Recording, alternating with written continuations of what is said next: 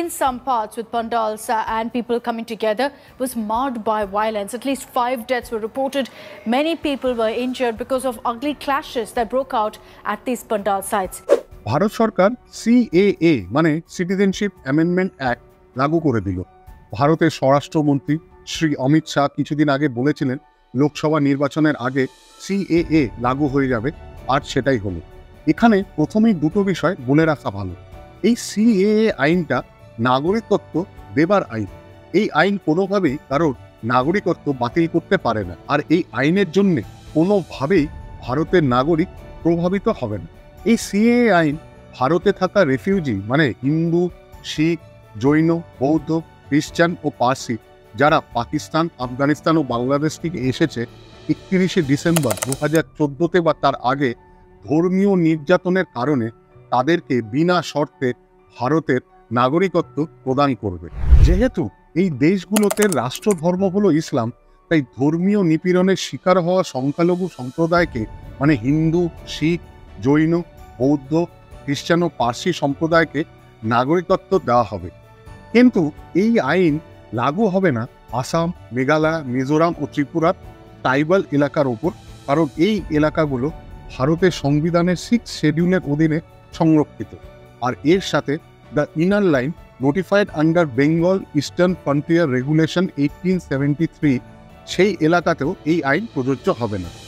দর্শক বন্ধুরা, the citizenship act 1955 অনুযায়ী ভারতের নাগরিক হবার 5টা উপায় আছে। Citizenship by birth, descent, registration, naturalization, incorporation of territory.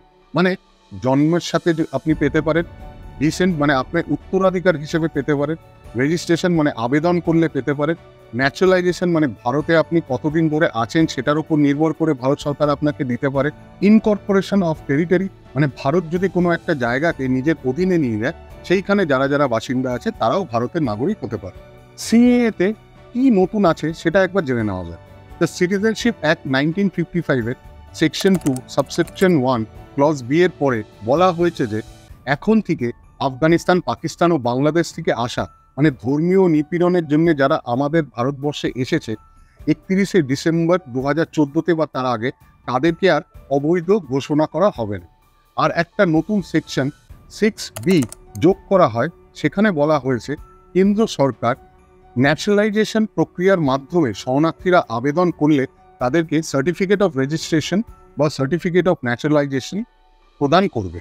মানে সরল ভাষায় বলতে গেলে আফগানিস্তান, পাকিস্তান ও বাংলাদেশ থেকে ধর্মীয় নির্যাতনের কারণে যারা ভারতবর্ষে এসেছে 31শে ডিসেম্বর 2014-তে বা তার আগে তাদেরকে ভারত সরকার ভারতের নাগরিকত্ব দেবে। প্রথমে ন্যাচারালাইজেশনের পদ্ধতিতে যেটা 11 বছর লাগতো সেটা কমিয়ে 5 বছর করে দেওয়া হয়েছে। কিন্তু এটা ভাবার দরকার নেই যে 11 বছরের আইনটা আর নেই, সেটা আছে। সিএএ এর জন্য একটা স্পেশাল প্রভিশন করা হয়েছে, তাই এই আইনটা কেবলমাত্র ভারতে আসা শরণার্থীদের জন্য, ভারতের নাগরিকদের জন্য নয়। এখন প্রশ্ন হলো হঠাৎ করে এই অ্যামেন্ডমেন্ট করার প্রয়োজন কি ছিল?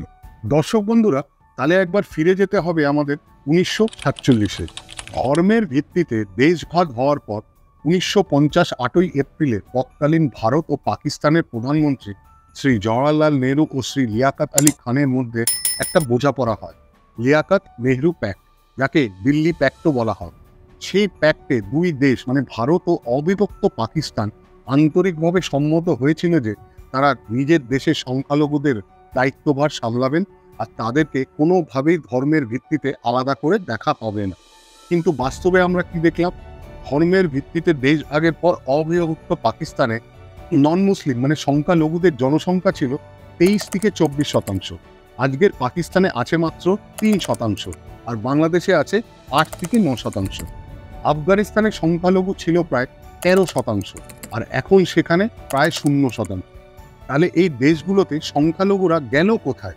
হয় তাদেরকে খুন করা হয়েছে, অথবা তাদেরকে ধর্মান্তরিত করা হয়েছে প্রাণনাশের ভয় দেখিয়ে, বা তারা কোনো মতে প্রাণ হাতে নিয়ে পালিয়ে এসেছে ভারতবর্ষে।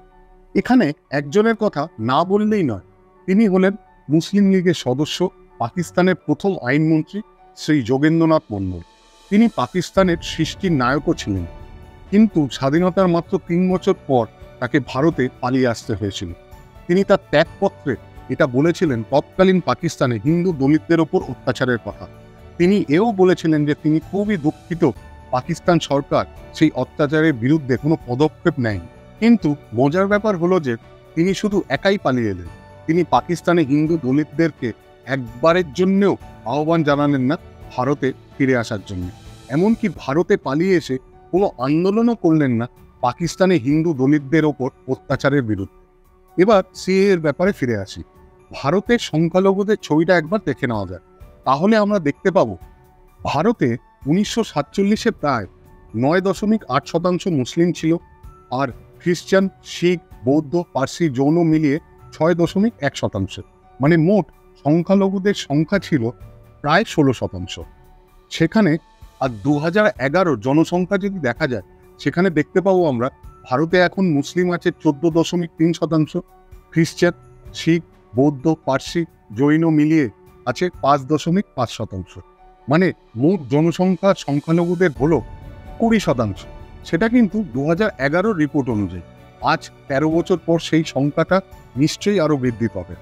এখান থেকে দর্শক বন্ধুরা এটাই সিদ্ধ হয় যে আফগানিস্তান, পাকিস্তান ও বাংলাদেশে হিন্দু, শিখ, খ্রিস্টান ও বাকি সংখ্যালঘুদের ওপর কি পরিমাণ ধর্মীয় অত্যাচার হয়েছে আর হয়েই চলেছে, আর ভারত কিভাবে নিজের দেশে সংখ্যালঘুদের আদর যত্নে রেখেছে। তাই জন্যেই এই সব দেশ থেকে যে সমস্ত লোকেরা ধর্মীয় নির্যাতন আর সহ্য করতে না পেরে ভারতে কোনো মতে প্রাণ হাতে নিয়ে পালিয়ে এসেছে, তাদেরকে নাগরিকত্ব প্রদান করে ভারত সরকার মানবতার একটা চূড়ান্ত দৃষ্টান্ত স্থাপন করেছে পৃথিবীর দরবারে। এখানে মূল প্রশ্ন হলো যে কেন মুসলিমদের বাদ দেওয়া হলো। বন্ধুগণ, এই তিন দেশ মানে আফগানিস্তান, পাকিস্তান ও বাংলাদেশ হলো ইসলামিক রাষ্ট্র, মানে এদের রাষ্ট্র ধর্ম হলো ইসলাম। তাই ইসলামিক রাষ্ট্রে কখনোই ইসলাম ধর্মে বিশ্বাসী জনসাধারণ ধর্মীয় নিপীড়নের শিকার হতে পারে না। ধর্মীয় অত্যাচারের শিকার হয়েছে সংখ্যালঘু হিন্দু, শিখ ও বাকিরা। সেটা এই তিন দেশের সংখ্যালঘুদের জনসংখ্যা দেখলেই পরিষ্কার বোঝা যায়। আজ এইটুকুনি, ভালো থাকবেন, নমস্কার।